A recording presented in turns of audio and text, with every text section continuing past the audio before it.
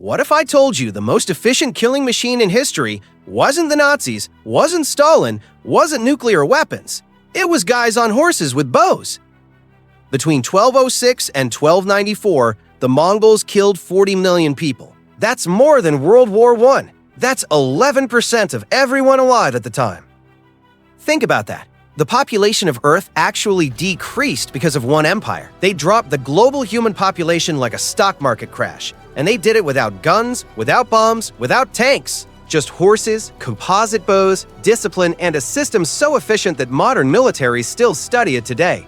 The US Army War College literally has courses analyzing Genghis Khan's tactics. Because what the Mongols figured out in the 1200s, we're still using in the 2000s. This is what would happen to you day by day, minute by minute, if Mongol scouts spotted your city. And I'm telling you right now, you wouldn't survive. Unless you made one very smart decision on day one. Day one, it's a normal morning in your walled city. Maybe you're a merchant in Samarkand. Maybe a farmer outside Baghdad. Maybe a noble in Kiev. You hear rumors from refugees fleeing east. Tales of horsemen who move like ghosts, who destroy armies 10 times their size, who leave pyramids of skulls as warnings. You don't believe it. You're safe behind walls that have stood for 300 years.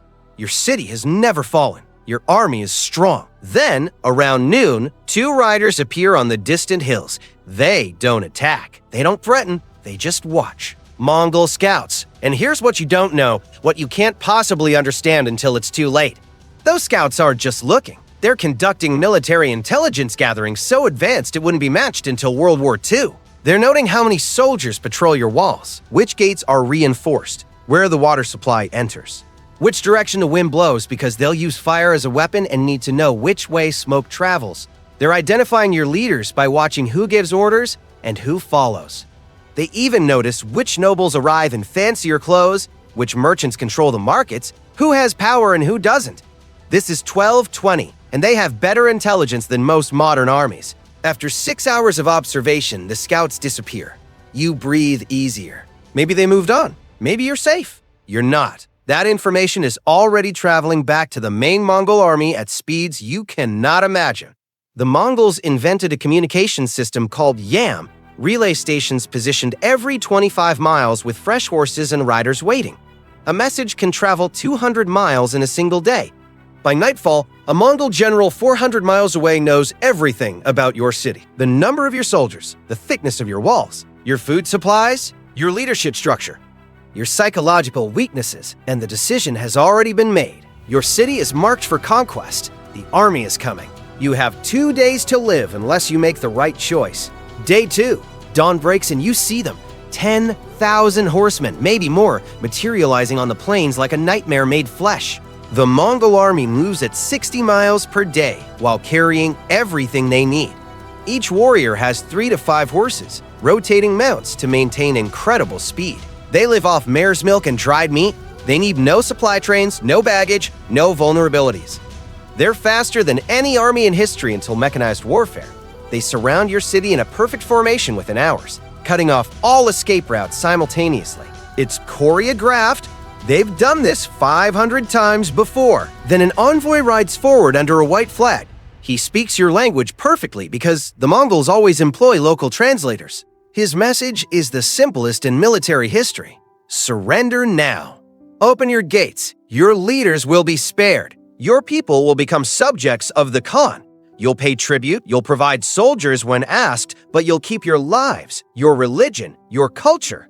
The Mongols don't care what god you worship as long as you obey. Refuse, and everyone dies. No exceptions. No mercy.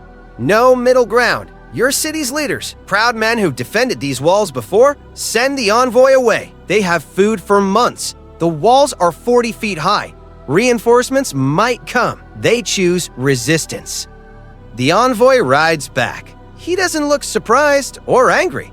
This happens all the time, and what happens next has been perfected into a science. Want to know how serious they were about the surrender or die rule? In 1221, the city of Nishapur made a fatal mistake. They killed a Mongol ambassador during negotiations. That ambassador happened to be Genghis Khan's favorite son-in-law. When the Mongols took Nishapur 3 months later, they didn't just massacre the population. They killed every living thing in the city. Every person, every dog, every cat. They even hunted down the rats. Then they decapitated every corpse and built pyramids with the heads so tall you could see them from 5 miles away. Then they diverted a nearby river to flood the ruins so the city could never be rebuilt. Nishapur didn't fall. It ceased to exist. Not conquered, erased from the map. That's what happened when you killed a Mongol ambassador. Now imagine what happened if you just refused to surrender. Day 3.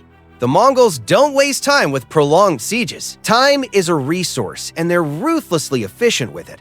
First, they drive forward thousands of prisoners captured from previous cities. These prisoners, your neighbors from towns that fell last week, are forced at spear point to fill your moat with dirt, rocks, and their own bodies. Your archers on the walls shoot them, not the Mongol engineers working behind this human shield. The moat fills with corpses and rubble. You've just killed hundreds of innocent civilians and the Mongols haven't lost a single soldier. Psychological warfare at its finest. Then come the siege weapons. Massive trebuchets and catapults, built on site in 48 hours by Chinese and Persian engineers, the Mongols conscripted specifically for their technical knowledge. These aren't primitive devices. They're sophisticated machines that hurl 300-pound stones with precision, smashing the same section of wall repeatedly until it cracks. They also catapult burning pitch, explosive pots, and here's the nightmare part, diseased corpses. The Mongols invented biological warfare. They'd take bodies of soldiers who died from plague, load them into catapults, and launch them over your walls to spread disease before they even breached. The Black Death that killed a third of Europe in the 1300s? Scholars believe the Mongols helped spread it along their trade routes as both accident and weapon. They weaponized pestilence. While your defenders are pinned down by siege weapons, Mongol archers go to work. These are the finest horse archers in human history. They can shoot 20 arrows per minute from horseback at full gallop with accuracy at 300 yards. That's 3 times the rate of a medieval crossbowman and twice the range. Your defenders can't even get close enough to shoot back before Mongol arrows are raining down like steel hail. Meanwhile, Mongol sappers are tunneling under your walls, just like Roman siege tactics, but faster and more efficient. By afternoon on day 3, multiple sections of your wall collapse simultaneously. This isn't luck, it's coordinated engineering. Mongol warriors pour through the breaches in disciplined units. Not a screaming mob, but an organized military machine with specific assignments. And here's the part that should terrify you. They had a quota system. Each Mongol soldier was required to execute a certain number of enemy combatants and prove it by cutting off right ears. Commanders would literally count ears to verify compliance. Some soldiers would cut off ears from corpses that other soldiers killed, leading to arguments about ear theft. This wasn't chaotic bloodlust. This was corporate efficiency applied to systematic slaughter. What follows is methodical. Every person who resisted is executed. Soldiers, city leaders, anyone who held a weapon. Craftsmen with useful skills, engineers, scribes, translators, they're spared and conscripted into Mongol service. Everyone else is given a choice. Swear loyalty to the Khan or die. Most swear loyalty. Then, the Mongols do something that ensures the next city will remember. They construct pyramids from the skulls of resistors, thousands of heads stacked in geometric patterns, visible for miles, left standing as monuments to the cost of defiance. It's not cruelty for cruelty's sake. It's calculated terror as military strategy. Advertising. Here's what made the Mongols different from every other empire in this series. Rome fell because Romans opened the gates from within. Constantinople fell because someone forgot to lock a door. Every empire we've covered destroyed itself through internal weakness. The Mongols? They destroyed everyone else. And they didn't do it through overwhelming numbers. Mongol armies were usually smaller than their enemies. They won through speed, intelligence, psychological warfare, and offering a rational choice. Surrender immediately on day 1, and you live. You keep your city, your leaders, your religion, your culture. You just pay taxes and provide cavalry when the Khan needs soldiers. That's it. The Mongol Empire became the largest contiguous empire in history, 9 million square miles from the Pacific Ocean to Eastern Europe, not by occupying every inch of territory, but by creating a system where resistance was suicide and submission was survival. They built the Silk Road, protected trade, established the first international postal system, spread technology and ideas across continents. If you surrendered, Mongol rule meant stability, safety, and prosperity. But if you resisted, if you trusted your walls and your pride and your belief that you were special, You had 3 days before you became a statistic in the largest death toll in pre-modern history. And here's the part that should haunt you. Their lessons never died. Modern military doctrine, everything from blitzkrieg to shock and awe, is based on Mongol principles. Move faster than the enemy expects, cut off leadership and communication. Use overwhelming force at decisive points. Make surrender more attractive than resistance through reputation and psychological operations. In 2003, when the US invaded Iraq, they used Mongol strategy. The invasion force bypassed Iraqi strongholds, moved straight to Baghdad faster than Iraqi command could react, broadcast their technological superiority to make resistance seem futile, and Iraq's army largely surrendered without major battles. It worked in 1220. It worked in 2003 because Genghis Khan figured out something we're still using 800 years later. The threat of violence is more powerful than violence itself. If your reputation is terrifying enough, enemies surrender without fighting and you win without losing soldiers. It's cost-effective conquest. 40 million people died teaching the world that lesson. Entire civilizations that thought their walls, their armies, their gods would protect them learned the hard way that none of it mattered against an enemy who moved faster, thought smarter, and offered one simple choice on day one. So here's the question you need to answer honestly. If you saw Mongol scouts on the horizon today, if you had 48 hours before 10,000 horsemen surrounded your city, if an envoy rode up and offered you the same deal, surrender now and live, resist and die, what would you choose? Would you be smart enough to open the gates on day one? Or would you trust your walls, your weapons, your pride, your belief that somehow, some way, you'd be the exception? Because I'm telling you right now, you wouldn't be. Nobody was.